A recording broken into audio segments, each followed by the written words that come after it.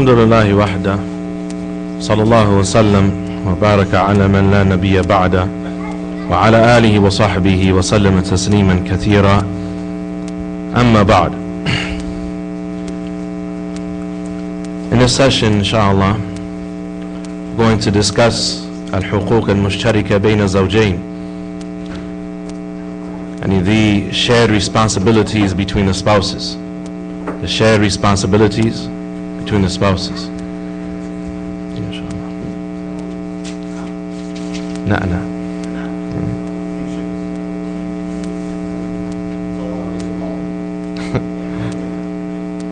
اثنين إن شاء الله. تواصل.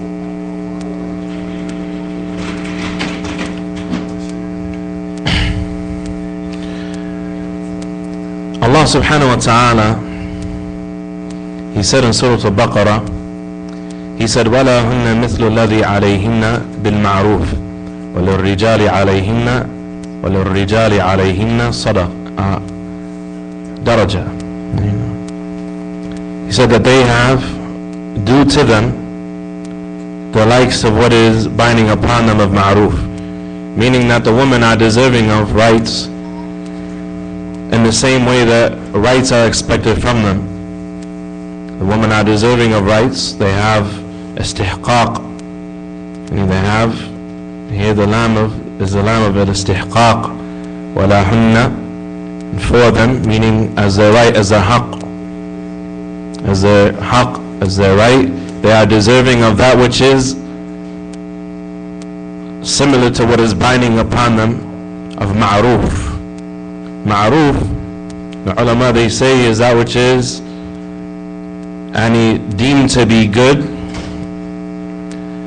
shar'an wa aqlan wa fitratan wa adatan, and that which in the customs of the people is deemed to be good, and that which logically is deemed to be good, and that which legislatively is deemed to be good, meaning it is explicitly mentioned or implicitly mentioned in the text of the Quran and the Sunnah, and that which is fitrah, and that which is natural, of showing of kindness to another person. What is meant by that which is natural of showing kindness to another person? And it is that which the Nasara and he called the golden rule. And the golden rule, and it is not the golden rule of today of the Nasara, which is he who has the gold makes the rules, but rather it is the golden rule that they in the past used to mention, and that some of our parents raised this upon, that was stated by the Nabi sallallahu alaihi wasallam. It was stated by the Nabi sallallahu alaihi wasallam when he said, Hadith of Abdullah bin Amr, reported by others from the companions of the Prophet sallallahu alaihi wasallam, in various ahadith. But in one particular narration, when the Nabi sallallahu alaihi wasallam mentioned al-makhraj min al-fitna, and the escape route from fitna and a solution for the problems of the ummah, he said, "Man arada, faman arada an yuzahzaha an al-nar wa yudkhal al-jannah, falta'tihi maniyatuh, wa huwa yu'minu billahi wal yawm al-akhir, wa ya'ti ila an-nas alladhi yuhibbu an yu'tu ilayhi." Whoever would love to be distanced far away from the fire and entered into paradise, فَلْتَأْتِيهِ مَنِيَّتُهُ, let his maniyya, meaning his maut, his demise, his death, reach him. Let him reach his time of death while two things, while he believes in Allah and the Day of Judgment.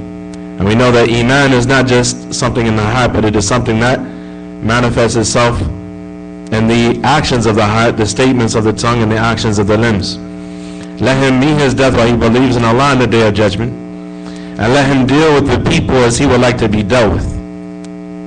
Do unto others as you would like done unto you, however they say, right? And the golden rule, and the affair of treating people like you would want to be treated. It's in the fitrah of a person. They want to be treated a certain way, so it only makes sense that you would treat people how you would like to be treated. Just as a person doesn't want fitna and shar for themselves, they don't bring fitna and shar for another person.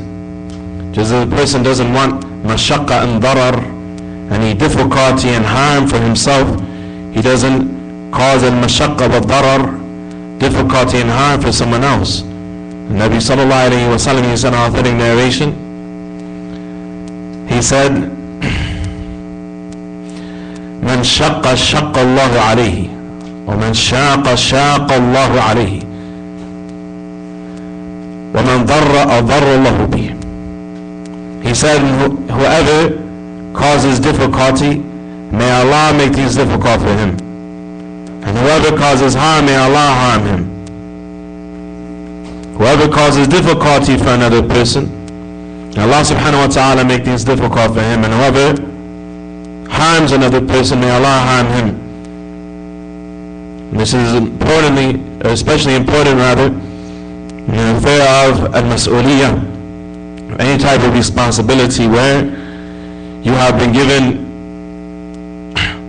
authority, if you will, which is better to be called responsibility, over someone who is subordinate to you, who is supposed to listen to you and obey you, like your wife or your child.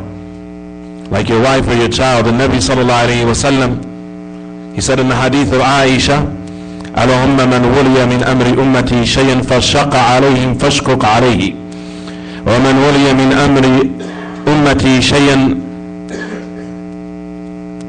fadarra bihim fadrar bihi. Okay, maqala sallallahu alayhi wa sallam. Prophet sallallahu alayhi wa sallam, he said, Oh Allah, whoever is entrusted to any affair whatsoever of my nation, and he make things difficult upon them, make things difficult for him. A person, he's a tyrant at home, and so Allah gives him a tyrant for a boss. A person is tyrannical in the home, and then he has a tyrannical judge deal with his affair. And he took the situation out of the hands of the Muslims who were trying to make islah, to bring rectitude or rectification to a situation. He pulled her out of our hands, acting like a bum, acting like a fool. And it was put in the hands of the kuffar. Want to put his hands all over his sister, and abuse and mistreat his sister, so on and so forth. Not give the sister her rights. And just as he oppressed someone, and just as he oppressed someone, Allah subhanahu wa ta'ala appointed someone to oppress him. So he unleashed himself against someone, Allah subhanahu wa ta'ala unleashed someone against him. The Nabi sallallahu alayhi wa sallam, on one occasion he saw one of his companions striking a slave. This hadith was graded to be authentic by Shaykh al-Albani and Silsilat al-Hadith al-Sahihah. Prophet ﷺ, he saw a man from his companion striking a slave. The Prophet ﷺ, he said, اتق الذي هو أقدر عليك منك عليه. Have taqwa of the one who has more power over you than you have over him. Have taqwa of the one who has more power over you than you have over this abd of yours, this slave of yours. So a person who wants to behave in a tyrannical fashion, and then he deserves what he gets. And so the man has a daraja over her. She has rights that are due to her, just as he has rights that are due to him. She has rights that she is deserving of, just as she has rights that are alayha, and upon her, that are binding upon her, mandatory upon her, that are a responsibility that she must carry out, that she will be asked about in front of Allah tabaraka wa ta'ala on the day of standing and resurrection and gathering in front of Allah subhanahu wa ta'ala. So Allah subhanahu wa ta'ala, He informed us here that the huquq al-zawjiyyah, that in general they are mushtarika, and in general they are shared rights. There are some rights that are particular for the husband, some rights that are particular for the wife, but there are a number of rights that are shared between the both of them. And some of the people of knowledge, they say they are 5 in number. The rights that are binding upon him towards her and her towards him, that are the common ground, that are shared responsibilities, the shared duties of the family. In general, there are 5 in number. The first of these rights is التواصي بالحق والتعاون على طاعة الله والتذكير بتقوى الله, is that they advise one another with the truth. They advise one another, they are good counselors to one another. They counsel and advise one another with the truth. And they cooperate upon obedience to Allah subhanahu wa ta'ala. They establish within their home and within their children obedience to Allah subhanahu wa ta'ala. And they remind one another to have taqwa of Allah subhanahu wa ta'ala. The role of the man as regards this is greater than the role of the woman. Al-Imam Abdullah ibn al-Mubarak rahimahullah ta'ala, he collected a chapter in his book Az-Zuhd that is called Bab Salahu Ahl al-Bayt and Istiqamat al-Rajul.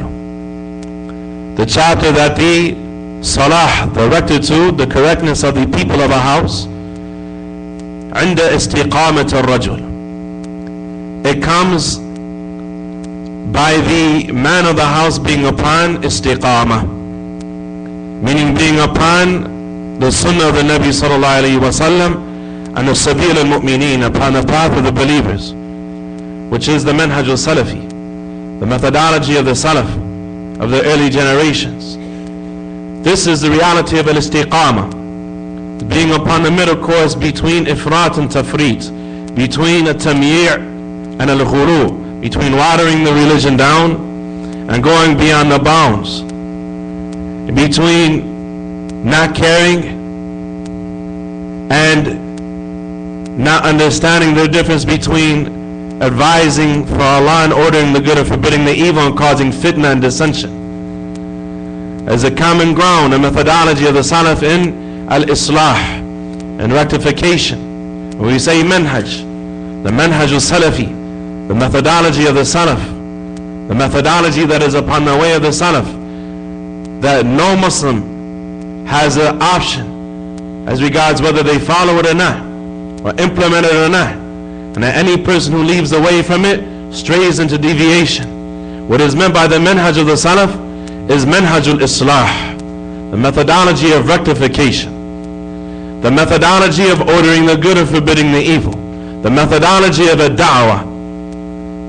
This is what is meant. And what is the methodology of learning the religion, implementing the religion, being consistently patient in doing that, and conveying it to others?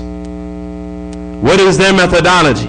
What are the things that they gave most importance to, and then the next amount of importance to, and the next amount of importance to, so that we don't begin at an affair that is far'i, a secondary affair that is built upon an asl, that is built upon a fundamental that is munhadir, and a fundamental that we haven't established.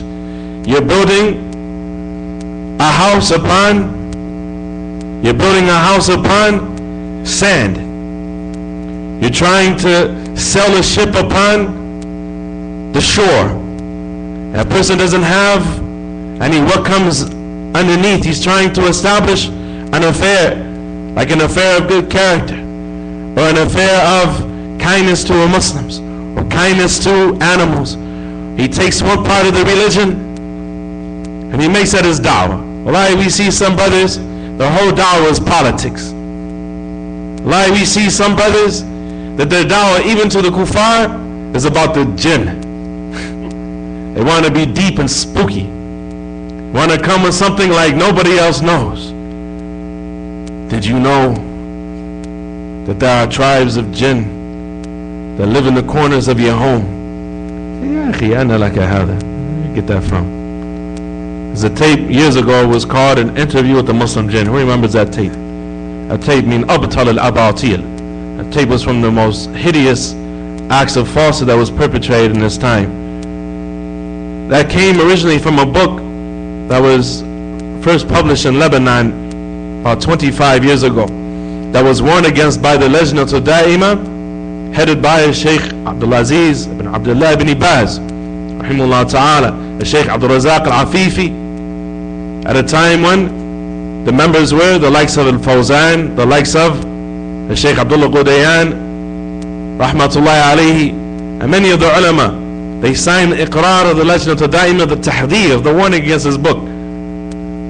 Then you had somebody who thought they were doing some goodness by translating that foolishness into the English language in a series of tapes that had a lot of people spooked out.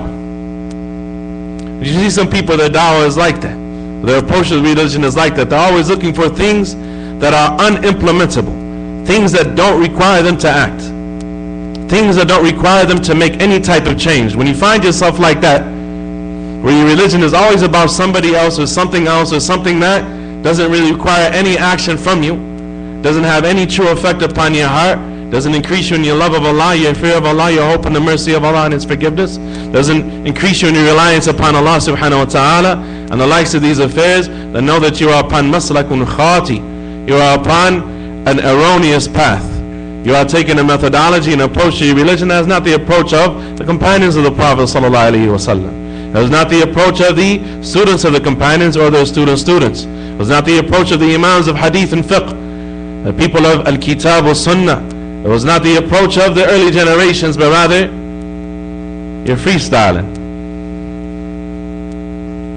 And so a person needs to have this common foundation in their home, that their home is built upon, that they are advising one another with the haqq and cooperating upon obedience to Allah subhanahu wa ta'ala, and reminding themselves to have taqwa of Allah subhanahu wa ta'ala, reminding themselves to have taqwa of Allah subhanahu wa ta'ala. This is something that the spouses have to be very careful concerning, and that people in general have to be careful concerning. You find, and your husband gets mad at the wife, he says, you need to have taqwa, taqillah. He says to his wife, taqwa of Allah, right? He says, you need to have taqwa, joker. Tell me to have taqwa. You need to have taqwa. You fear Allah, right? That happens. Fear Allah says, you fear Allah. Worry about yourself. Tell me you fear Allah. Worry about yourself. The Nabi sallallahu alayhi wa sallam, he said, indeed from the most evil of statements, أن يقال للمرء اتق الله فيقول عليك بنفسك. Hadith reported by Imam Ahmad and others authentically from the Prophet sallallahu alaihi wasallam, the most evil of statements and hated to Allah subhanahu wa ta'ala, they said to a person, ittaqillah, have taqwa of Allah, and they say, worry about yourself. They say, worry about yourself. But there has to be this tadhkir of having taqwa of Allah subhanahu wa ta'ala. This creates a common ground for the spouses and the niza'. And when there is a lack of irtiyah, there's a lack of comfortability between themselves, and when there is something in between their hearts that they are going to refer back to what was revealed by Allah to the Nabi sallallahu alaihi wasallam. If you don't have that common foundation, you don't have anything to build upon. So you find a person that is lonely, jonesing, they say that out here, from the Midwest. Jonesing, walking around looking sad, months on end. Hey man, I'm looking for a sister. It's hard, man. Such and such and such and such, right? The brother is walking slow, talking slow. Just feel sorry for him, right? Allah help you. Just feel sorry for him. You just feel sorry for him, right? So he says, you know, if there's a sister, you know, I found out about a sister. She's not Salafi. She's not really from a sunnah, a family that's on the sunnah. She doesn't really understand about Salafiyah. What do you think, Akhi? Say, what do you think is going to happen when you have a dispute? And you say, Allah said, the Prophet ﷺ said, our understanding of that based upon the scholars, the fatwa of the ulama, and you have the senior scholars who spent their whole life studying Quran and Sunnah. It's kadha wa kayf. This is what we do in the affair. This is the evidence for it. It's not blind following, it's tiba'. It's following the text, the scholars are pointing us in the right direction. This is what they have said. It's really not something that is differed upon. It's something that's crystal clear. There was a man in the time of the companions of the Prophet ﷺ who married a woman from the Khawarij. He married a woman from the Khawarij, and he from those people who made takfir of Ali. He said that Ali and those that were with him, and Muawiyah and those that were with him, they were all kuffar. He made takfir of the companions and those in the armies of the companions, and they fought against the leadership that was headed by the companions of the Prophet ﷺ in that time. There was a woman from those people. Of course, she wasn't a combatant because she was a woman, right? So there was a man who was from the students of the Sahaba. There was a man from the students of the Sahaba who married this woman, saying that he was going to change her. He was going to change her, right? What is the statement of al-Barbahari rahimahullah ta'ala? He says, Sahibul bid'ah kamathali aqrab. The person of innovation is like a scorpion. They bury their bodies in the sand and they stick out their tails. Tarabbusan li fursatiha. And he waiting for their fursa, waiting for the opportunity to strike. But this wasn't like the sister has some hidden deviations. He knew before he married her that she wasn't right. He married her and she changed him to a khariji. She changed him to a khariji. The opposite is true. Some of the Salaf, they said, Man zawwaja karimatah li sahib al-hawa faqad qata'a rahimaha. Yani whoever marries his karima, meaning his loved one, his daughter or mother or sister or whoever, to an innovator, to a person of religious deviation, a person who was upon bid'ah, a person who was upon an innovated way, he has qata'a rahmah, and he has cut off her rahmah. He has cut off the ties of the womb with her. And we've seen that happen, especially, and you're blessed to be in a community where the kuffar give you the salams. There's so many Muslims in the city, right? You're in a place where, you know, you see somebody that looks like they may stick the place up. He turns to you, he says, Assalamu alaikum, Shaykh. Hey, for the house. Say, well, at least you might split the bounty with me. I feel a little bit more comfortable. I know, he's going to take a hostage and it's not going to be me, inshallah. Right? Alhamdulillah, the Muslims are plentiful. But even in this situation, it's hard for people to find good husbands and wives. Very difficult.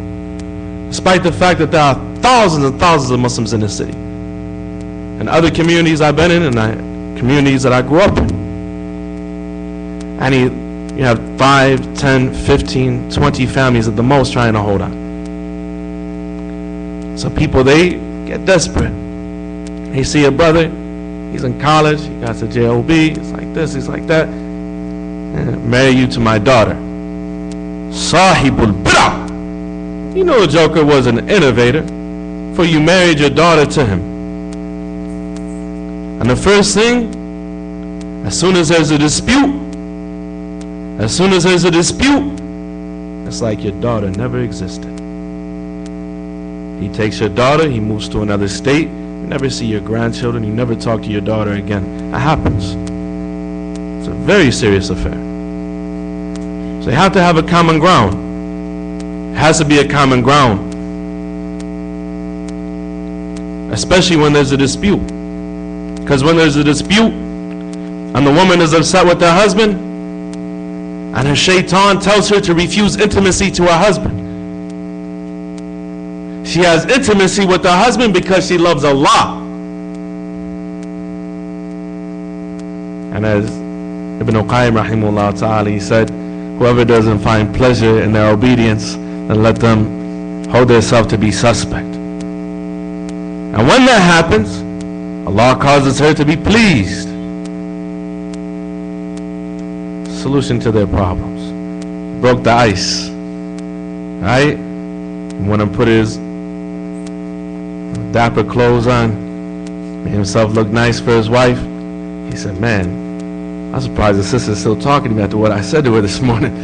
Right? MashaAllah, tabarakallah.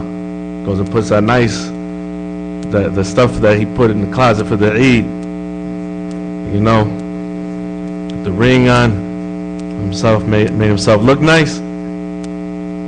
The solution to their problem. Solution to their problem, because they refer back to the book of Allah and the Sunnah of the Nabi sallallahu alaihi wasallam, عند نزاع, when there was a dispute. When there was a dispute. So this is the first right that they have. That is a shared right, as Allah said, وَتَوَاصَوْا بِالْحَقِّ وَتَوَاصَوْا بِالصَّبْرِ, that they are those who mutually advise one another with the truth and mutually advise one another to have patience. The Nabi sallallahu alayhi wa sallam, he said, رَحِمَ اللَّهُ رَجُلًا قَامَ مِنَ اللَّيْلِ فَصَلَّى. May Allah have mercy upon a man who stands in the night to pray. ثُمَّ أَيْقَظَ امْرَأَتَهَا فَصَلَّتْ. Then he wakes up his wife in the night and she prays. فَإِنْ أَبَتْ نَضَحَ فِي وَجْهِهَا الْمَاءِ. When she refuses, he sprinkles some water in her face. وَرَحِمَ اللَّهُ امْرَأَةً قَامَتْ مِنَ اللَّيْلِ فَصَلَّتْ. Allah have mercy upon the woman who stands up to pray in the night. ثُمَّ أَيْقَظَتْ زَوْجَهَا فَصَلَّى. She wakes up her husband to pray. فَإِنْ أَبَتْ نَضَحَتْ فِي وَجْهِهِ الْمَاءِ. And if he refuses, فَإِنْ أَبَى نَضَحَتْ فِي وَجْهِهِ الْمَاءِ. If he refuses, she sprinkles water in his face. And Allah subhanahu wa ta'ala, He said, وَاللَّاتِ تَخَافُونَ نُشُوزَهُنَّ فَعِذُوهُنَّ. As for those women that you are afraid of nushuz from, and marital discord from, فَعِذُوهُنَّ. And He then admonished them, give them a maw'idah. Give them an admonishment. If you fear marital discord from your wife, then admonish her. Al-Imam Muwafaquddin ibn Qudama rahimahullah ta'ala, he said, فَمَتَى ظَهَرَتْ مِنْهَا أَمَارَاتُ النُّشُوزِ مثل أن تتثاقل وتدافع إذ دعاها ولا تصير إليه إلا بتكره ودمدمة فإنه يعظها. So what this means is that if he sees the signs of nushuz are approaching, like she delays intimacy with him, or she tries to, and he refuses intimacy with him if he calls her to his bed for intimacy, and she only goes to him as though she's being forced to do so, and she only goes to him pouting with it, and he look on her face like she's upset. فإنه يعظها ويخوفها الله عز وجل. So then he admonishes her, he tells her to fear Allah Azza wa Jal. ويذكر ما أوجب الله له عليها من الحق والطاعة. And he reminds her of what Allah subhanahu wa ta'ala has obligated for her upon him of obedience and his right. Ibn Qayyim rahimahullah ta'ala, he has a tremendous book called Rawdat al-Muhibbeen, the guiding of the lovers. And he has a chapter in there about the greatest bliss in the dunya, iltihaq al-arwah, yani the meeting of the souls. The meeting of the souls where the husband and the wife are in a state of intimacy, and he is doing his thing, and their souls are touching each other.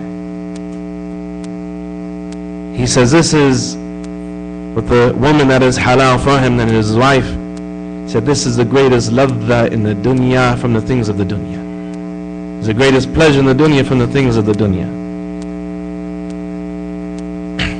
He reminds her of this tremendous right that he has upon her. وَمَا يَلْحَقُهَا مِنَ الْإِثْمِ بِالْمُخَالَفَةِ وَالْمَعْصِيَةِ. And he reminds her of this sin that will fall upon her if she opposes him or if she disobeys him as regards this affair. Back to Ibn Qayyim. Ibn Qayyim rahimahullah ta'ala, he mentioned the Salaf al-Salih, the likes of Layth ibn Sa'd, and how they were intimate with their wives frequently, daily, multiple times a day. They got a little bit more exercise back then. We drive around and we're in AC and stuff like that, right? We don't have, we're not in shape. They're intimate with their wives multiple times a day. Layth ibn Sa'd is an older man, and other scholars of hadith as older men used to be intimate with their wives multiple times a day. And Nasa'i rahmatullahi alayhi, the great scholar of hadith, he said the man, and he was past 67 years old or something of the sort, and they said about him, he used to love to wear these green African thobes, and he had this particular thobe he liked to wear regularly, and he looked very nice on him. And this is the type of clothing he liked to wear. As an elderly man, he paid attention. He was dapper. He paid attention to his appearance like this. And they say, وَكَانَ مِنْ كَحْلِ النِّسَاءِ. He was a man who loved to marry the woman, and he loved to do everything that came, they said, after marrying those women. And frequently, multiple times through the day, he would be intimate as an old man. He'd be intimate with his wives and with his concubines and so on and so forth. So Ibn Qayyim rahimahullah ta'ala, he said elsewhere in his writings that anything that is done with kathra, and he hardens the heart and weakens the heart. Anything that is done too much, laughing too much. The Prophet sallallahu alaihi wasallam, he said in the hadith, graded to be Hasan by Shaykh al-Albani, لا تكثر الضحك فإن كثرة الضحك تميت القلب. Don't laugh too much, because laughing too much kills your heart. Scholars, they say talking too much kills your heart. Socializing too much kills your heart. Eating too much, drinking too much, it weakens and kills the heart. He said the only thing that is done in the dunya, Ibn Qayyim said, that is done a lot, that there is no such thing as doing it too much, that doesn't harm your heart, is legal intercourse. Is legal intercourse. And he mentioned that there was a man from the Salaf, that his wife complained about him because he wanted it too much. He wanted it too much. So they went to the Qadi, and I believe it was during the time of Umar radiallahu anhu. They went to the Qadi, to the judge, to the Muslim judge. فَفَرَضَ عَلَيْهَا سِتَّةً فِي يَوْمٍ وَلَيْلَةٍ. So he made it compulsory upon her, okay, we're going to give a set number, so he can't go past that. Right? There's 6 times in like a 24-hour period. 6 times. Right?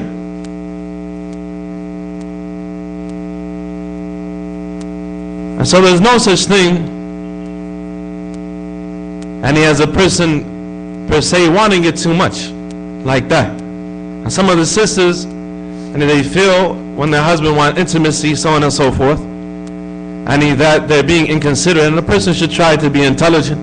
Some of our mashayikh have said, there's a beautiful article some years ago by Sheikh Jamal bin Farihan al-Harithi hafidhullah ta'ala. He said, be mindful, especially if you have older children and they know what's going on. They see their mother coming out of the bathroom with wet hair, so on and so forth. Now you got single kids that are at the age of marriage in your house, and they know what's going on. Be mindful. Have some type of diplomacy. So there's a such thing as, not being any timely in what you're trying to do. But in general, the sisters have to appreciate. And Allah Ta'ala has given men a certain amount of desire. And you live in a land, and it's kafira, and a disbelieving land. And where there are women who are seeking the attention of your husband everywhere he goes, just because that's how they are. Not because they're necessarily attracted to your husband, because as soon as the next person comes along, they're going to try to get their attention, and the next person, and the next person, and the next person. They want to be seen, they want to be heard, they want to be noticed. Right? And they adorn themselves, and they spend an hour or two putting on their fake eyes, their fake eyelashes, drawing on their eyebrows, always looking surprised. Right? Shave the eyebrows and paint it all the way up there. Always look like she's surprised. Right? Surprised to see me?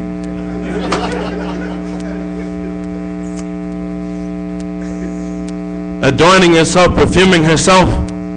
You're tired, your hair is disheveled, you're unkempt,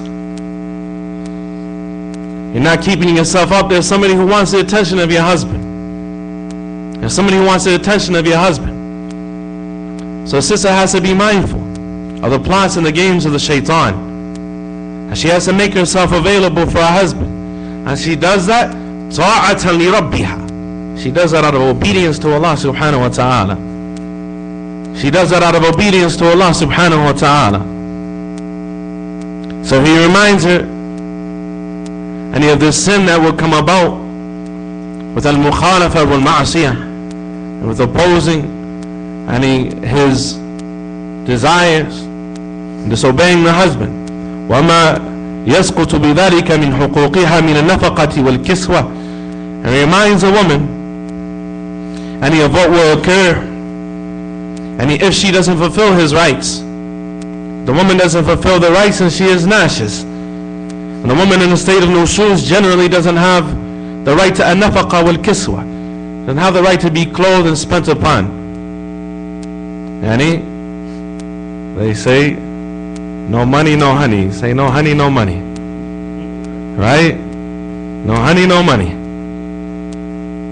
So she's in a state of nushuz, and she's in a state where she is nashiz, and refusing intimacy with the husband, and so on and so forth. And so the nafaqa is saqita. The ulama, they say the right of expenditures and spending upon her is removed from the person so long as she is like that. وَمَا يُبَاحُ لَهُ مِنْ ضَرْبِهَا وَحَجْرِهَا. And he reminds her that he is allowed to discipline her, and he is allowed to abandon the bed, and so on and so forth. He reminds her of the rights of Allah subhanahu wa ta'ala. But we say at the same time to the brothers, وَيْلٌ لِلْمُطَفِّفِينَ. Woe be to the mutaffifin, those that expect their rights due in full, but they're not giving nobody their rights in full. You find a guy got 6, 7, 8 children by a girl. She goes out, is working 1 or 2 jobs. He's at home flipping through the channels. Right? She calls him, what are you doing? Oh, I'm looking for a job. I'm in a newspaper. Right? She comes home, he hasn't done anything all day. As soon as he hears the keys on the door, he grabs a broom. The roles have been reversed. Right? She's become a crutch for him. She's become a crutch for him. But then he comes, he says, Akhi, I'm going to divorce my wife. Leish, how are you going to divorce your wife? She's not giving me my rights. Inshallah, you found a job, Akhi? Waylun lil-mutaffifin. How you expect your rights in full? You're not giving anybody their rights. Find people in that condition. You find somebody, the only world that he got is public transportation. Have nothing. Talking about he's about to get a second wife. MashaAllah alayk ya akhi. Ya akhui. How you gonna get a second wife? How you gonna get a second wife? You ain't got no money. Find somebody and he has 10 times as much money as him, and he was to say, Akhi, his sister, she's a good sister, she's single, she got 1 or 2 kids like this, she She really needs a husband. She needs somebody to look after her. He says, man, I can't afford a second wife. Find somebody who has much more money than them, has enough sense to know he can't afford a second wife. But this guy talking about he's getting a second wife, and he's marrying and divorcing, marrying and divorcing, firing the girls right and left, one after another. SubhanAllah. So this thing has to be balanced. The point here in the statement of Ibn Qudama, rahimahullah ta'ala, is that this is the common ground. This is an example that he's given. That's not munhasar, it's not mahsur, it's not restricted to this example. But it's an example to show that when a right is not being given, that a person reminds a person, yudhakkiruhum Allah. They remind them about Allah, wa yukhawifuhum billah. And they frighten them with Allah subhanahu wa ta'ala. So just as a person who heard that example, he said, okay, well the next time I deal with that, I'm going to implement that. I'm going to tell my wife I have a haqq, I have a right, so on and so forth. When she uses that medicine on you, you have to abide by that which you expect others to abide by. You have to abide by that which you expect others to abide by. And the person يَلْتَمِسُ مِنَ النَّاسِ مَا لَا يَسْمَحُ بِهِ, and who expects from people that which he himself doesn't abide by. Ibn Qudama in Mukhtasar Minhaj al-Qasidin, he said, يَدْخُلُ فِي قَوْلِهِ تَعَالَى وَيْلٌ لِلْمُطَفِّفِينَ. And he is from those that I mentioned by the statement of Allah, and included in the statement of Allah, woe be to the mutaffifin, those people that expect their rights in full while they don't give anybody their rights in full. So the affair is serious. And so the woman, she is reminded of Allah subhanahu wa ta'ala as regards the right of her husband, the right of her children. She returns back to obedience to Allah subhanahu wa ta'ala, and the man the same. And the man the same. The woman, she says to him that you are falling short tremendously. You are falling very short as regards my right and the right of your children. As regards my right and the right of your children. And I'm reminding you, brother, without raising my voice, without getting out of character, so on and so forth, I'm reminding you of the repercussions of this. Is it something that, and it's going to have ramifications.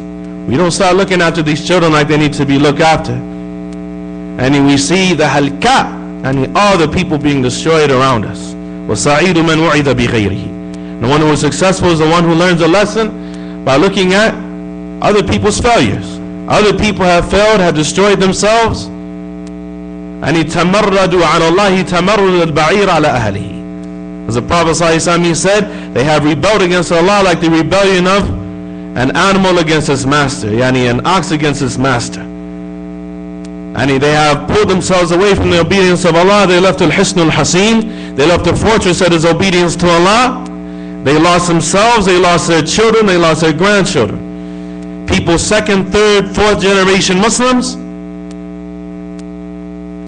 the parents got weak, they fell apart.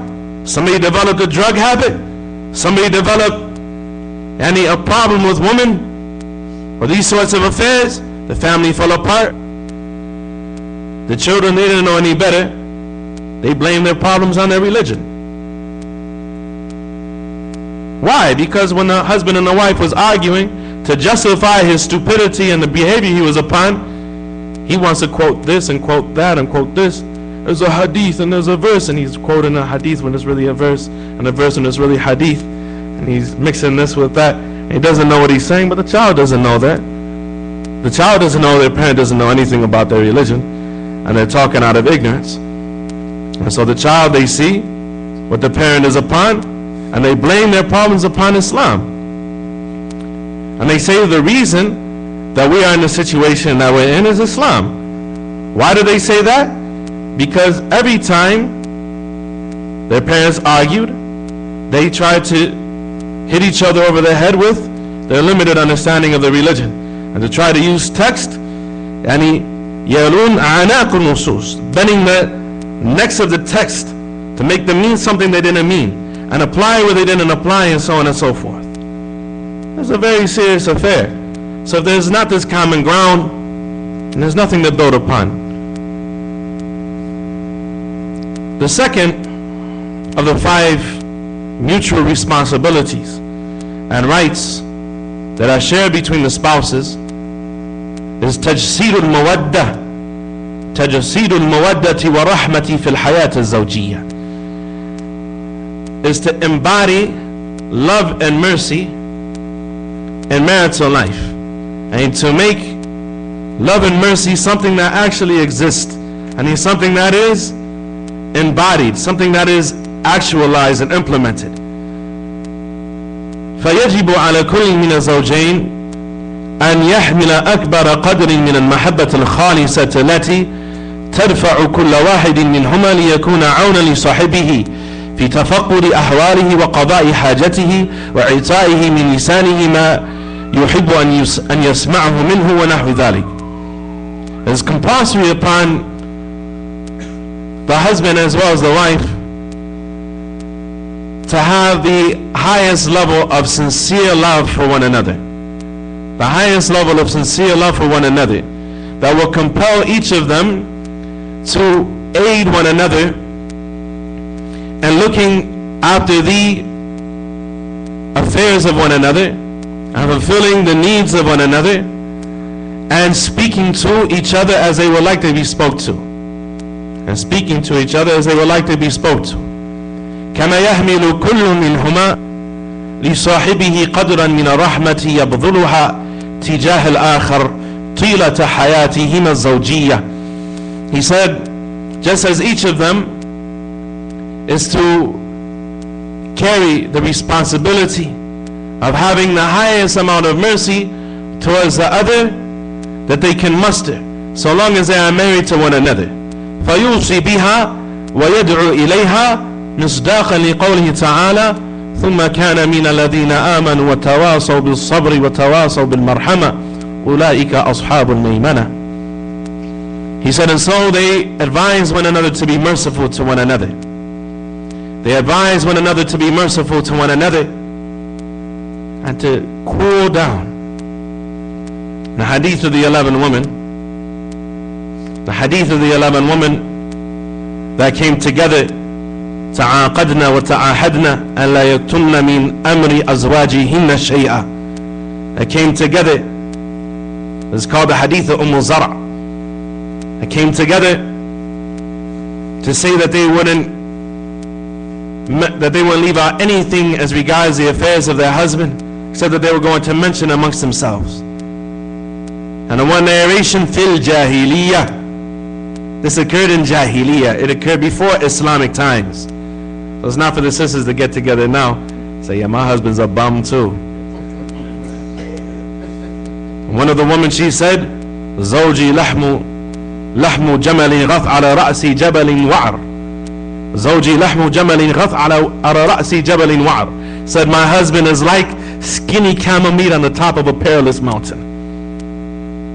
لا سهل فيرتقى, and he is not easy to get to, and he ولا سمين فيتناول, and he is not something that has any fat to the meat, so that you will want it in the first place even if you can get to it. My husband is a bum and he's unapproachable. And they say على رأس جبل وعر. Abu Sulaiman al-Khattabi rahimahullah ta'ala, he said, as can be found in the explanation Fath al-Bari, Abu Sulaiman al-Khattabi, Ibn Hajar mentioned his statement. He said that he is on the top of a perilous mountain, and he is like skinny camel meat, and meaning that it's meat that people really don't want to eat in the first place. It doesn't really have any fat to it. It's not filling, so on and so forth. There's really little benefit to it, right?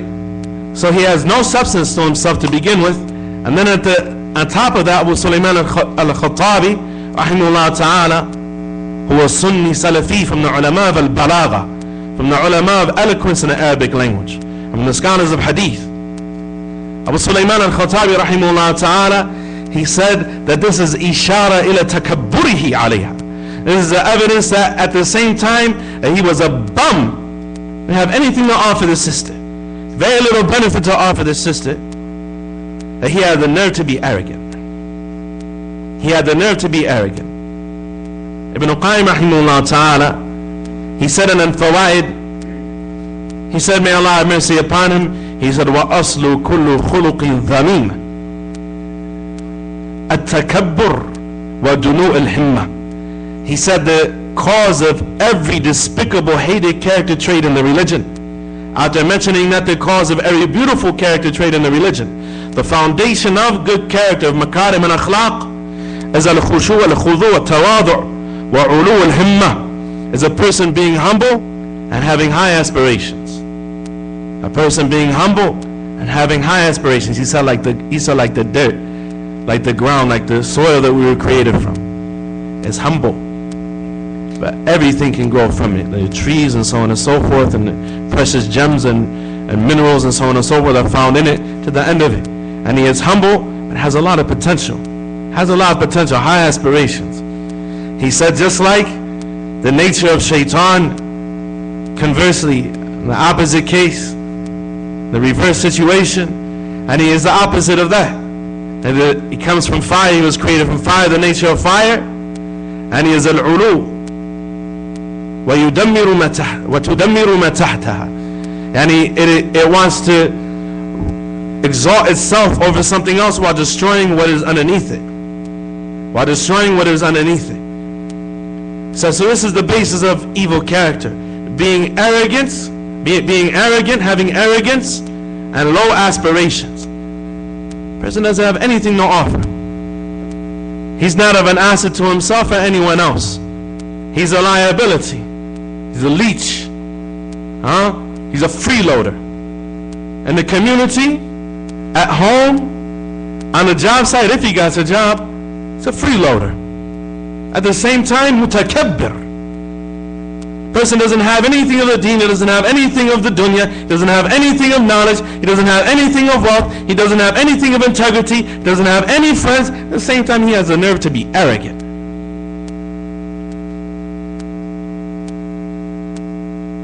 Later for you. You see people like that. You see people like that. Got a chip on their shoulder, got a grudge. They want to return the salams to their brothers. Salam alaikum.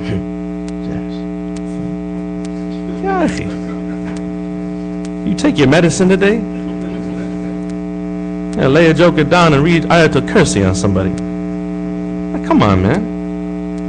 What kind of stuff is that? It's a fundamental. You knew that day too after accepting Islam. I don't care where you accepted Islam. If you was at camp when you accepted Islam, if you was on the streets when you accepted Islam, that's some lingo. At camp. That means in prison. Right? Where you was at, who you was around. If you was around the most ignorant of the people who knew very little about the religion, you know that when you see a Muslim, you give him the salam. So kafar knows that. Salam alaikum moves. You see the children of the kuffar outside with skinny jeans and their butts showing, sagging their pants, don't know their elbow from their knee. They know to give a Muslim the salams. They know to give a Muslim the salams. Be walking around with the chip on their shoulder. Well, alhamdulillah, Ibn Qayyim rahimahullah ta'ala, he said in Tariq al-Hijratain, he said, wallahi, when a person initiates me with the salams, I feel that they gave me a haqq la astahiquhu. I feel like they have given me a right that I am not deserving of. Who am I that they will give me the salams first without me giving them the salams first? Shaykh al-Islam fi asrihi. And a man who was like one of the stars in the sky, the best people without a doubt. Muttafaqun ala imamatihi bayna Ahl Sunnah. Ahl Sunnah has agreed that he was from the Imams of Ahl Sunnah. And a person who traveling from Asham to Mecca for Hajj didn't have his books with him, didn't have his materials with him, didn't have his reference information with him. Wrote the book Zad al-Ma'ad from memory. Had his students write the book Zad al-Ma'ad. 5 volumes of Seerah and Fiqh and Aqidah, and you have it. Tib al-Nabawi, the medicine of the Prophet, 1 thick volume from memory. All of that from memory. Hadith after hadith after hadith. Ayah after ayah after ayah. Statement of a scholar, statement of a scholar, statement of a Sahabi, statement after a Sahabi. Like this. The events in the life of the Prophet ﷺ, bringing event after event after event. And a man that was gifted beyond what you can imagine. A man that when you realize that he was a human being, you wonder what you are. It's on a different tabaqa. It's on a different level. Ibn Qayyim rahimahullah ta'ala, he said, when a Muslim gives me the salams and I feel that he has given me a right, la astahiquhu, that he has given me something I don't deserve. Something I don't deserve. That a person would initiate me with the salams. You have the nerve because you have a chip on your shoulder. You stuck on some hizbiyah. You stuck on some dalala.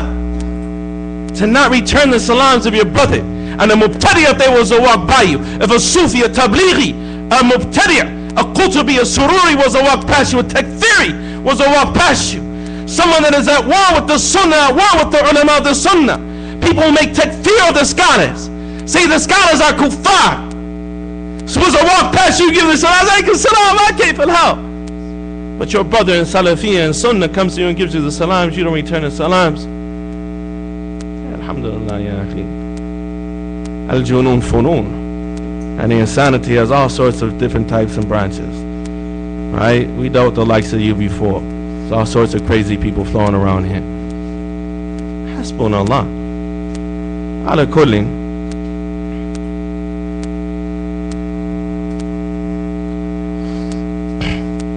So they spread the atmosphere of love and mercy and affection between one another.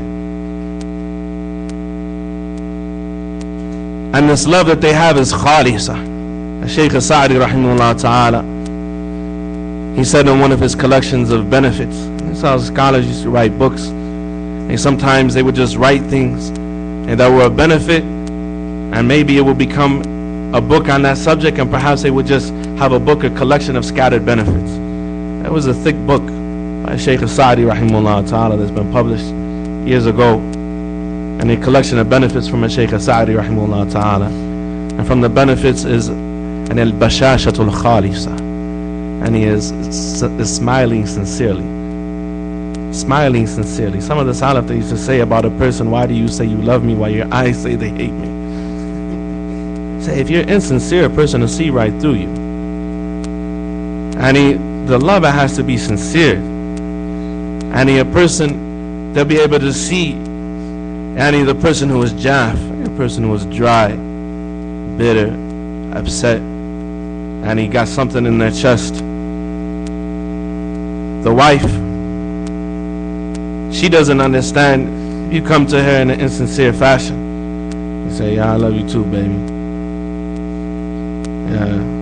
You don't have no type of kalam for her, no type of conversation for her, no type of speech for her, nothing. And you keep telling her that you love her. You look at her, and with an empty look, you don't smile, and you don't la ta'tani bi madharik, and you don't have any concern about your appearance when you're around your wife, anything of the sort. She's only going to be able to be patient with that for so long. Whatever you got going on, that's supposed to come to an end when you see her. She should be your recourse. She's a sakina, right? She's a thing that's supposed to settle you, give you repose. So if it's something from the job, if it's something financially, if it's something like this, something like that, when it comes to your home, you enter your home, you let it go. You leave that at the door, you don't bring that in the house. So the lover has to be sincere. Has to be a sincere love. ومن أثار المودة الخالصة ورأفة الشاملة المبذولتين بين الزوجين. Sheikh Muhammad Ali Firkos, he says, and from the signs of this sincere love, I'll show you if your love is sincere or not. And this kindness that extends between the spouses towards one another. أَيَعْفُوَ كُلُّ واحد منهما عن أخطاء الآخر وزلاته, is that they pardon one another for each other's shortcomings and mistakes, that they are ready to forget and forgive. The meaning of al-afu is tarkul intiqam, it is leaving off vengeance, leaving off revenge. You're not going to go tit for tat with somebody. If they do something, you're not going to wait for your opportunity to get them back. You're not going to harbor it. We know that the sisters sometimes have the memories of owls, right? Never forget. You don't forget, right? You don't forget anything that they perceive to be some shortcoming towards them or some mistreatment of them or so on and so forth. It occurs. The reality of al-afu, the scholars they say, is tark al-intiqam, and al-safh is tark al-tafakkuri fima hasal. And Allah has ordered to forgive and to what? Forgive and what? Overlook. Pardon and overlook. Pardon and overlook. Pardoning is not getting back at that person. Shaykh Muhammad al-Imam, he said, Hafidullah Ta'ala, he said, لِأَنَ الْإِنْتِقَامِ قَبْرُ الْأُخُوَّةِ. He said, because vengeance is the grave of brotherhood. It is the grave of brotherhood. And we say it is likewise the grave of marriage. It is that which would kill a person's marriage. People are always going back and forth, back and forth, back and forth. And as-safh, and overlook, the scholars they say what is meant by this is that a person forgets that it happened. They don't even think about it anymore. As opposed to al-hiqd. Al-hiqd sifatun shaytaniyah. Al-hiqd, having a grudge, holding a spite, having some spite, some animosity towards somebody because of something that happened from them, is a satanic quality, the scholars say. It is from al-dhunub al-shaytaniyah. It is from the satanic sins.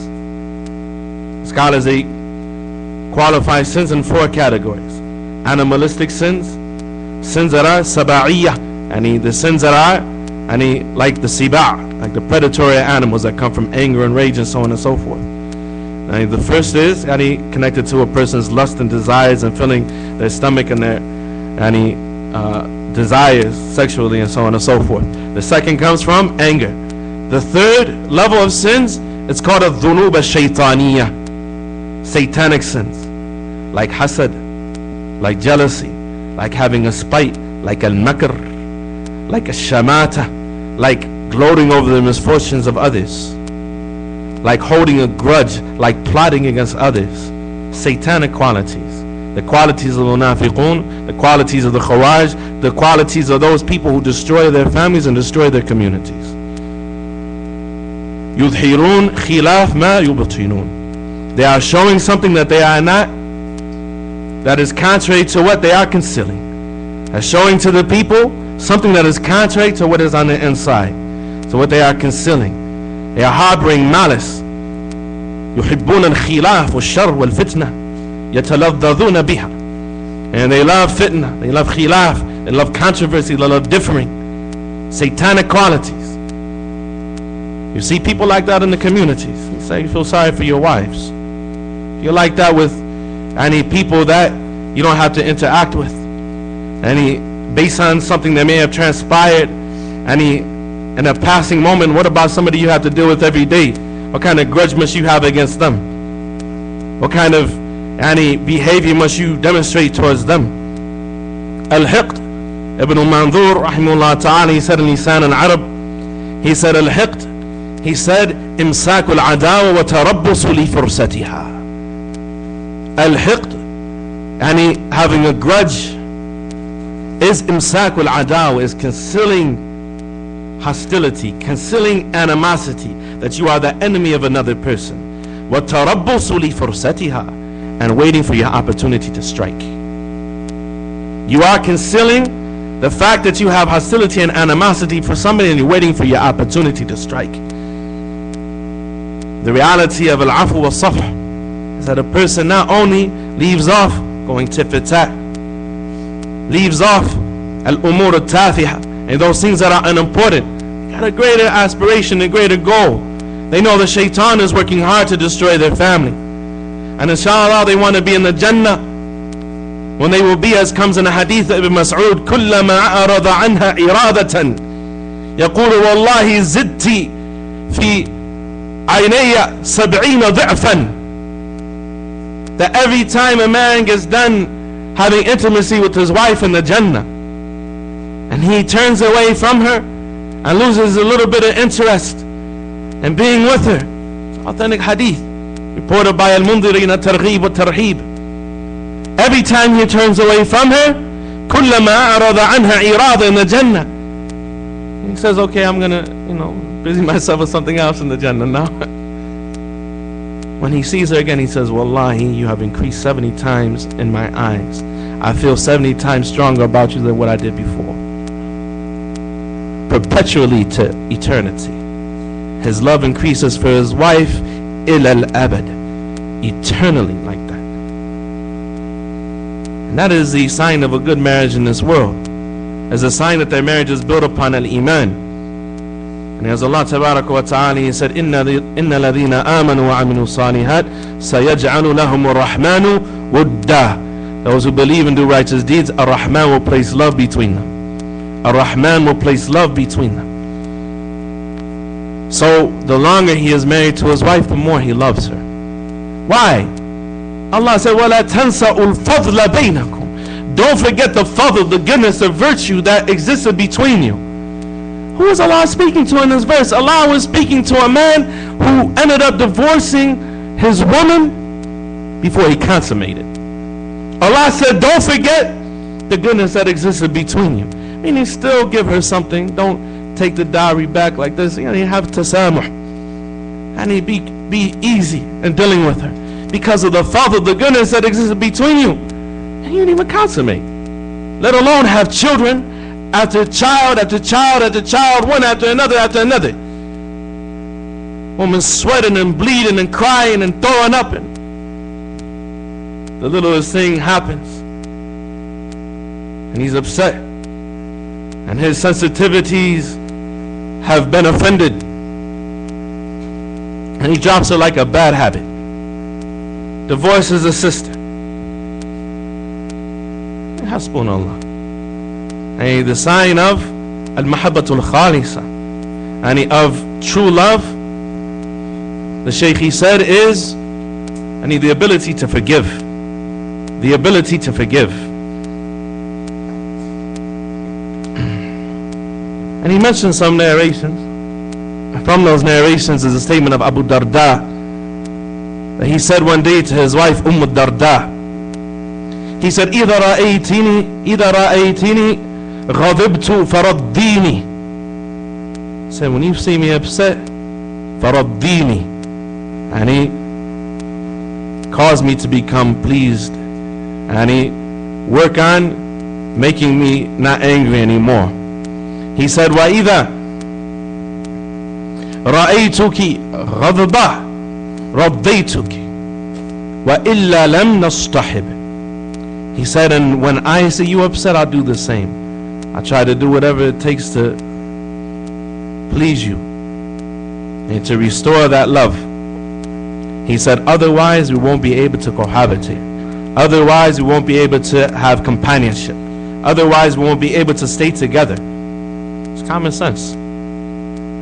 It's common sense. We mentioned previously the statement of one of the Salaf, and when he said in his advice, or rather one of the kings of Yemen in pre-Islamic Jahiliyyah, he advised his daughter, he said, I advise you with what I advised your mother with on the day that we married and thereafter, that when you see me upset, don't talk to me. When you see me upset, don't talk to me. Don't exacerbate the situation. For verily, this anger and this mawaddah, this anger and the love that I have pre-existing before that anger, la yajtami'an. They can't be found together in the same time. One is going to force the other out. And so the spouses are to have diplomacy and intelligence in dealing with one another. The third right that is a shared right and responsibility between the spouses is badlu thiqati wa ihsanu dhann, and is that they are to show confidence in one another and to have good thoughts about one another and not be suspicious about one another. So it is compulsory upon both of the spouses that their statements and their behavior are ba'ida an al-hayf wa tashkik wa takdhib wa isa'atu dhann bi sahibi, that their statements and their behavior and their interactions with one another, that they are as far away as possible from injustice and unfairness and casting doubt or accusing the other one to be a liar or having ill suspicions about them.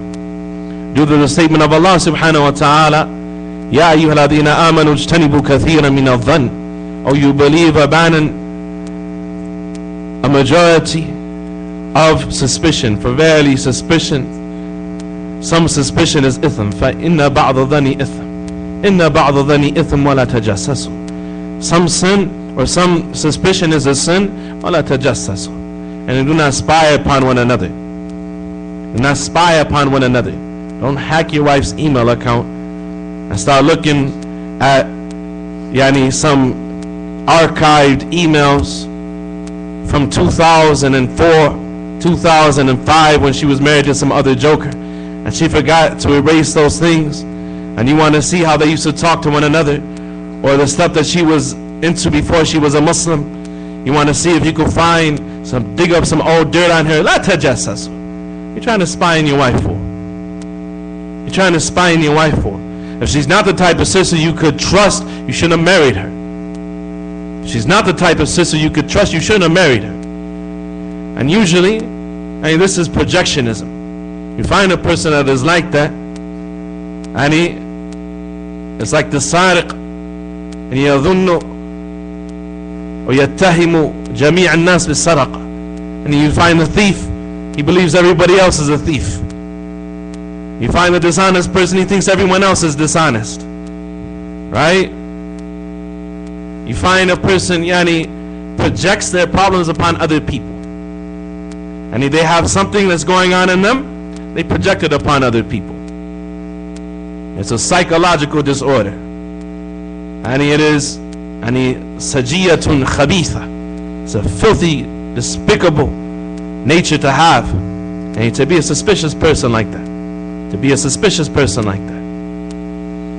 And so they believe because they themselves are a sneaky person, they themselves are an untrustworthy individual, that their wife is also like that, or their sister believes her husband is also like that. And so this is contrary to the mutual rights that they have towards one another. And because in general, a relationship, any relationship Islamically is built upon Islam.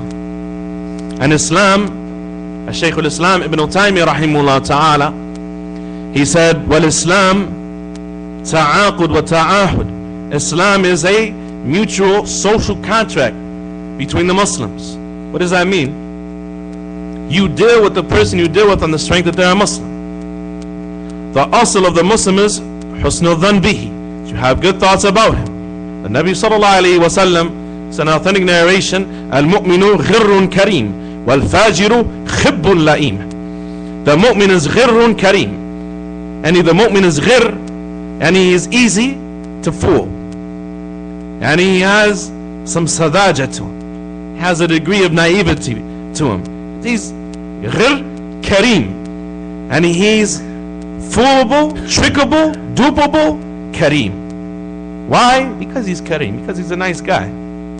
He's a nice guy, and he can't fathom the other people are the way that they are. Al-mu'minu ghirun kareem, and he can't really imagine people not being the way he is.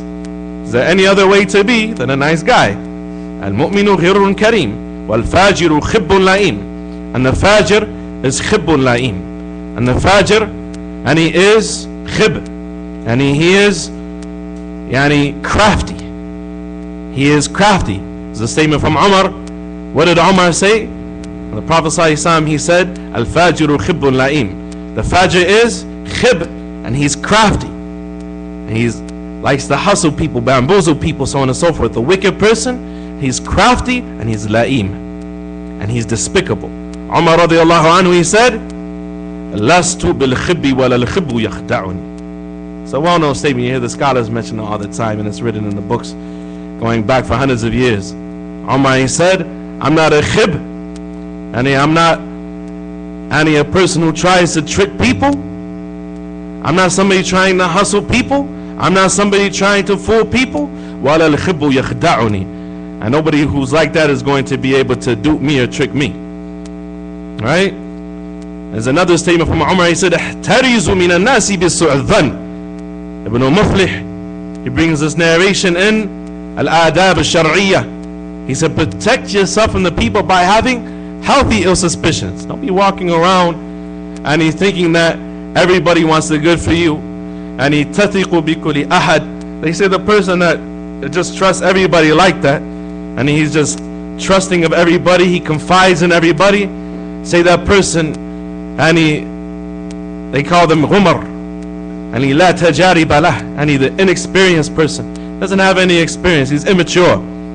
Person who's like that, he's immature. He's in for a rude awakening. The point is that Shaykh al-Islam ibn Taymiyyah rahimahullah ta'ala, he said, but in general, the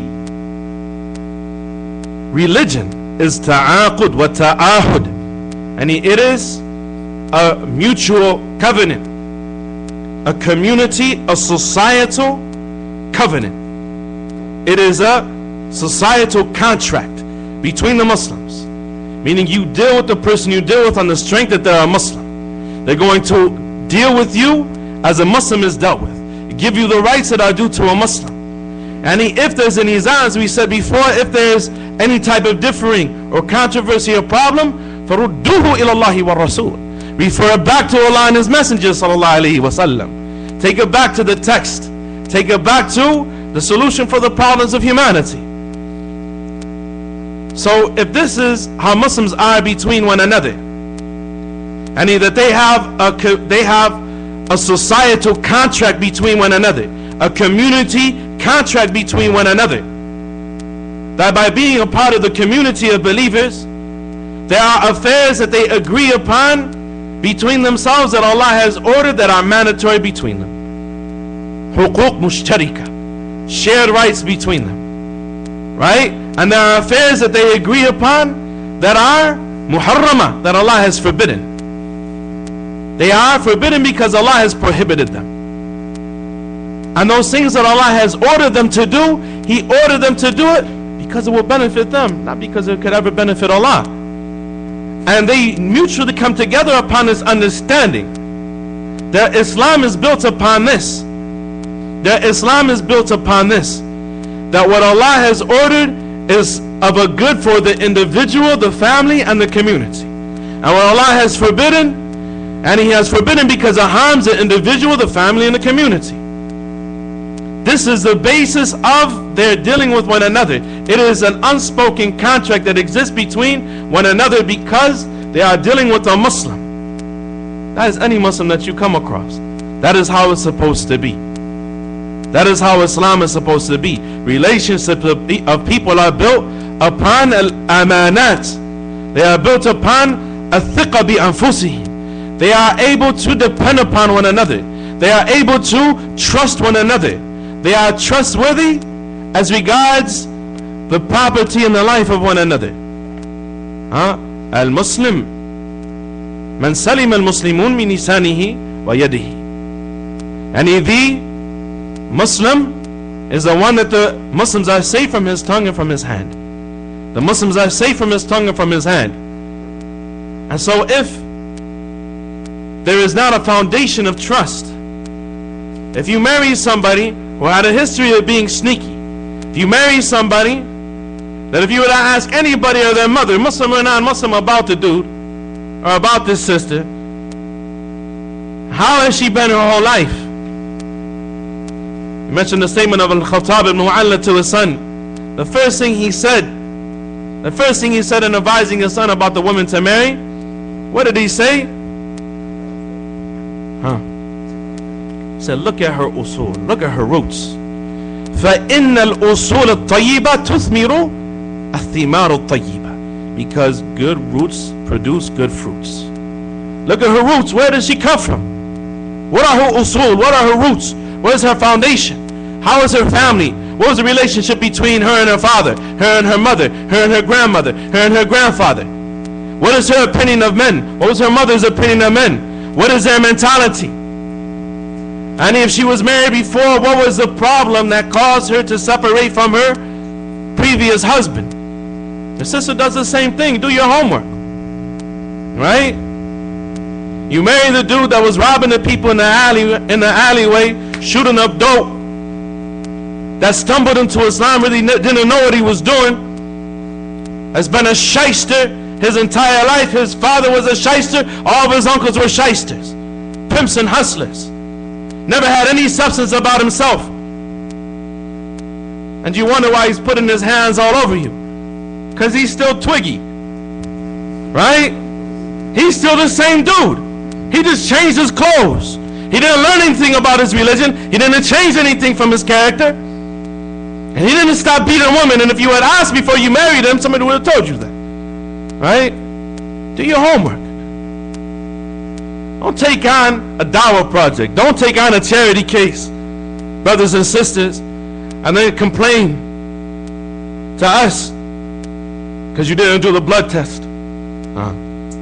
Mandatory at Masjid Rahmah to get married, you gotta have a blood test. Protect the people in this community, right? You do a blood test. They say do a background check on somebody. You know, they say you have to go to the courthouse and, you know, and if you want to, right? But in general, Islam yajubu ma qabla. Islam erases what came before, or it should, right? And it should. So without a doubt, we're not the same people we were before Allah guided us to Islam. Things have changed, but definitely while somebody who's been a Muslim, especially they're a Muslim for decades, have they made any progress religiously? What do they know about their religion? What do they have to contribute? What can they do for you? And that applies for the brothers and the sisters. The point is that there has to be this istiqah. There has to be this trust. Their relationship has to be built upon trust, and it is a mutual right that is shared between them. That they trust one another, they don't have ill suspicions about one another. They're not suspicious about one another. They're not always looking at what the other one is doing, and with the ayn al-ittiham, the ayn al-tuhma, always accusing somebody of something that they're innocent from, and so on and so forth. The fourth of the fifth things is a tahalli bi khuluq al-sabr wa ihtimal al-adha, and is that a person is to adorn themselves with the characteristic of patience and bearing the harms of another, and because in general things won't always be hunky-dory. Things aren't always going to be swollen, any mu'tadil, any balanced and harmonious, and so on and so forth. People go through things. Brothers go through things. Sisters go through things. They go through hormonal changes, and they go through different things in their life that affect their dealings with other people. And so if a person receives some type of harm from another, Ibn Qudam rahimahullah ta'ala, he said, according to the statement of Allah subhanahu wa ta'ala, when Allah subhanahu wa ta'ala said, وَعَاشِرُهُنَّ بِالْمَعْرُوفِ وَإِن كَرِحْتُمُوهُنَّ فَعَسَى أَن تَكْرَهُ شَيْئًا وَيَجْعَلَ اللَّهُ فِيهِ خَيْرًا كَثِيرًا. And deal with the woman in the best way. And even if you dislike them, then perhaps you dislike a thing, and Allah will place an abundance of good in it. And according to the statement of the Nabi sallallahu alayhi wa sallam, لا يفرق مؤمن مؤمنة إن كره منها خلقا رضي منها آخر. Let no believing man dislike the believing woman, his wife. Let no believing man dislike the believing woman, meaning his wife. If he dislikes some character trait she has, he will like others. If he dislikes some things about her, he will like others. It'll be the same thing about you, right? The same thing about you. You might be unhygienic. You might have any bad breath. You might have halitosis. You brush your teeth 10 times a day, you still got some odor coming out of your throat. It might be something about you, right? You may have bad feet. You have layers and layers of dead skin on your feet, and from years of not attending to your feet and hard labor and so on and so forth. You lay in the bed with your new wife, right? You can afford her, you can take care of her, so on and so forth, but the hard skin on your feet is like razor blades. Put some socks on, right? There be some things you don't like. There be some things that you don't like. And there may be some things that are unsightly, some things that are unpleasant about the person, some things that come out of their mouth, some statements and some actions. But you have to be patient. You have to be patient with ihtimal al-adha. Ibn Qudama rahimahullah ta'ala, he said that. He said this is the basis of how a man deals with his wife. He withholds any harm from her, and he bears any harm from her. He withholds any harm from him to her. And this harm is of two types: that which is madi and that which is ma'nawi. That which is physical abuse and that which is mental or moral abuse. Right? Some people mentally abuse other people, or verbally abuse other people. That which is physical abuse. He withholds any abuse or harm from her, and he is patient with any type of abuse or harm from her. Doesn't mean she can go upside his head and fight with him and stuff. It's not what we're saying. Right? But any type of mistreatment that comes from her, he's patient. This is the asl of how he deals with her. Why? Because she's more emotional than he is.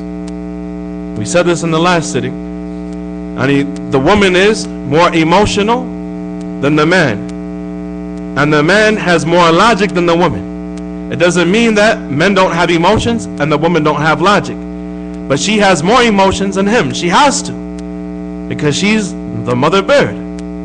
She's the one that has to look after the children. She has to have any qadrun kabir min al-hanan wa rahmah. She has to have a high level of mercy and affection towards her children. Right? More than the husband, more than the man. Right? And you know what it's like when you tell your wife, "Oh, just go on to the store without me. I'll watch the kids." Right? 15 seconds later, you're making a istighatha. Ya Rabb, aghithni. Right? You start to smell something, someone's smoking. Mom said I could do that. Okay, you're not even listening. You don't know what's going on. Right? You don't know what's going on. The next thing you know, the kids are swinging. They done made some contraption, doing all kinds of stuff, putting themselves in danger. They got the baby upside down, shaking the baby. You don't know what's going on, right? You don't have those types of skills to really look after with that type of attention. So the woman has to be more emotional. The woman has to care more like that because she has children to look after. That's from her fitrah. And the man, he has to deal with things. He needs more logic than he needs emotions, because he has to deal with this stuff out here. He has to be able to weigh masali and mafasid. The older he gets, the smarter he gets, the more experience he gets, the more he can deal with people, the more he's not duped by people, the more he can make the right decisions, the more he can think on his feet. Right? And if he's just the nice guy out here, he's going to get pushed around and be a pushover. Right? So his responsibility is outside of the home, her responsibility is inside of the home. She has more emotions than logic. He has more logic outside of the home. He has more logic than emotion. Right? And so he has to withhold any type of abuse or harm from her. And he has to be patient with her emotionalism. She's going to become emotional, and she's going to try to compensate for her size. And as Allah said, أَوَمَنْ يُنَشَّأُ فِي الْحِلْيَةِ وَهُوَ فِي خِصَامِ غَيْرُ مُبِينٍ. Speaking about the woman, and when they said that Allah has daughters, so would you ascribe daughters to Allah, these creatures that are raised and surrounded by adornments and jewelry and so on and so forth, right? وَهُوَ فِي خِصَامِ غَيْرُ مُبِينٍ. They don't have the ability to express themselves when arguing. That's how Allah described females. هُوَ فِي خِصَامِ غَيْرُ مُبِينٍ. This creature, this khalq, that doesn't have the ability to express themselves when arguing. Right?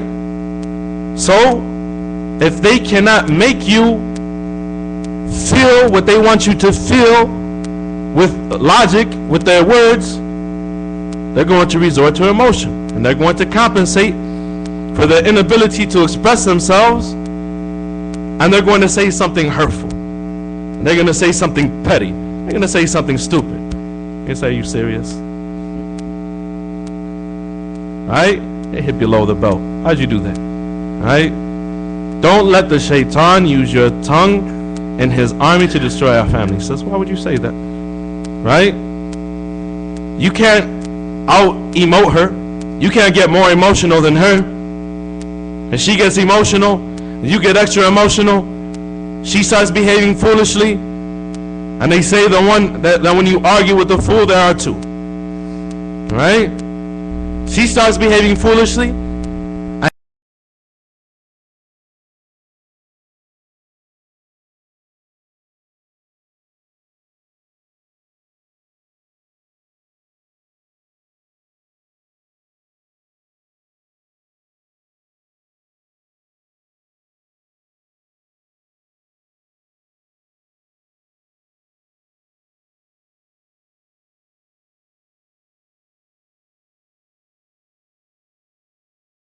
I've never struck anything with his hand. Not a woman, not a slave, nothing.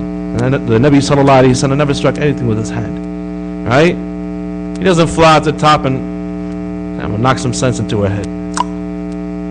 Right? And that didn't help anything. Right? So he is able to withhold any type of harm from her and be patient with her harms. And the last affair, المسؤولية المشتركة في بناء أسرة متكاملة, and is that they have a shared responsibility in building a perfect family and building a complementary home. They both have a role to play in building a family, and this is really the ghaya of what they are trying to do, and to bring about another generation of children who will worship Allah subhanahu wa ta'ala and not make shirk with Allah, and establish the religion of Allah subhanahu wa ta'ala upon the earth of Allah subhanahu wa ta'ala according to their ability. He says, so it is obligated by Islam upon the spouses to undertake the building of a family that is mutakamila min jami' al-wujuh, and a family that has complementary parts that complete one another in every way. وَالْقِيَامَ عَلَى تَرْبِيَةِ الْأَوْلَادِ, and to undertake and establish the nurturing of their children and the safeguarding of their children min al-nahiyat al-sahiyya wal-diniyya wal-khuluqiyya wal-sulukiyya, and the nurturing and raising of their children as regards their health, as regards their religion, as regards their morality and their character, and as regards their behavior. وَيُحَمِّلُهُمَ الْإِسْلَامِ مَسْئُولِيَّةَ تَضْيِيعِ الْأُسْرَةِ وَالتَّقْصِيرِ فِي رِعَايَةِ وَالتَّوْجِيهِ. He said, in Islam likewise places the responsibility upon both of them if they neglect their family and they fall short in raising their children and directing their children to the good. As reported by Ibn Hibban and others from Ibn Umar radiyallahu anhu, that the Messenger of Allah sallallahu alayhi wa sallam said, إِنَّ اللَّهَ سَائِلٌ كُلَّ رَاعٍ عَمَّا اسْتَرَعَهُ أَحَفِظَ أَمْ ضَيَّعَهُ حَتَّى يَسْأَلَ الرَّجُلَ عَنْ أَهْلِ بَيْتِهِ. That indeed Allah will ask every shepherd about their flock that has been appointed to them. Did he safeguard them or did he neglect them? Did he safeguard them or neglect them? And this is a wording that you haven't heard. You know the general hadith that all of you are a shepherd and responsible for your flock. There's another hadith from Ibn Umar. The Prophet ﷺ said, indeed Allah will ask every shepherd about what he entrusted as regards their flock. Did he safeguard them or did he neglect them? حَتَّى يَسْأَلَ الرَّجُلَ عَنْ أَهْلِ بَيْتِهِ, until he asked the man about the members of his family, the people in his home. He said, and so the affairs like this, each of them have a responsibility. Each of them have a responsibility. It was reported, and one of the companions of the Prophet ﷺ, upon their deathbed, they had a hadith they heard from the Prophet ﷺ that was so strong, they were afraid that it may cause people to lose hope in the mercy of Allah, to despair in the mercy of Allah subhanahu wa ta'ala, because it was that frightening and that terrifying. And they withheld from narrating it until they died out of fear that they were concealing knowledge if they didn't narrate the hadith. The hadith is in Sahih Muslim, I forget the name of the companion. And they asked him upon his deathbed, and he said, I heard the Nabi sallallahu alayhi wa sallam say, ما من راع يسترعيها الله رعية يموت يوم يموت وهو غاش لرعيته إلا حرم الله عليه الجنة. There is no person that is a shepherd that Allah has appointed over anyone, has given a flock, who dies in the day that they die while they are betraying their trust, except that Allah will forbid the paradise for them. Except that Allah will forbid the paradise for them. And so the point of this last rite is that the people have to be able to have bu'd al-nadr. They have to have the ability to have long vision. They have to be able to see past their nose and their toes. They have to be able to look into the future. And-nadru fil awaqib means simat al-uqala, and it is from the signs of the intelligent that they have the ability to look at the end results of what they are doing, the consequences of their behavior, the fruits of their actions, and to know that if they fall apart and they are not working together to build a family, them falling apart will have repercussions upon those that Allah has entrusted under their care from their children. And so if a person doesn't care about himself enough, and he doesn't care about his wife enough to hold on for his own sake, for his own benefit and his own enjoyment, and for the benefit of his wife and for her enjoyment, then he should do it for his children. She should do it for her children. Try to hold on as much as you can, and ask Allah subhanahu wa ta'ala to remove the ihn and the gha'in and any type of rancor or animosity that is in your heart towards your spouse. And we are coming close to the month of Ramadan, and the Nabi sallallahu alayhi wa sallam, he says, Siyamu shahru sabr wa thalathatu ayyami min kulli shahr yudhibna ihn al-sadr, or kama qala sallallahu alayhi, or wahru al-sadr, or wahru al-sadr al-ihn wa al-dhaga'in. He said sallallahu alayhi wa sallam in an authentic narration that fasting the month of patience, the month of Ramadan, and 3 days in every month removes the animosity in the heart, the creeping animosity in the heart that people have towards one another. Because fasting humbles a person and it teaches them patience. So as we move towards this month, remind ourselves of that. The statement of the Nabi sallallahu alayhi wa sallam, or the Prophet sallallahu alayhi wa sallam, he said, ما من اثنين توادا في الله ثم يفرق بينهما إلا بذنب يحدثه أحدهما. That there are no two people who loved one another for Allah and then separate except because of a sin that one of them is committing. Except because of a sin that one of them is committing. Meaning that according to your love of Allah, Allah will cause the people to love you. According to your fear of Allah, the people will be caused to respect you. According to your hope in the mercy of Allah, the people will hope from goodness for you, and so on and so forth.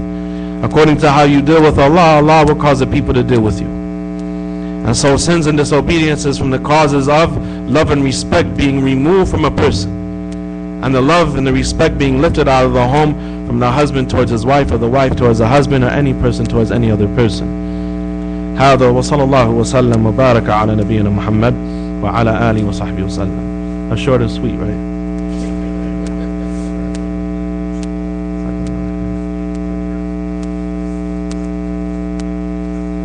You know, when you're in other communities, they always give you the piece of paper, right?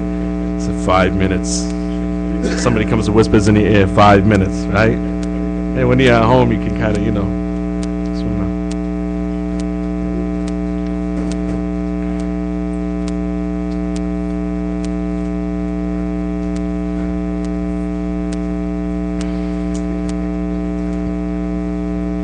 Make the iqamah, inshallah. الله أكبر الله أكبر أشهد أن لا إله إلا الله أشهد أن محمدا رسول الله حي على الصلاة حي على الفلاح قد قامت الصلاة قد قامت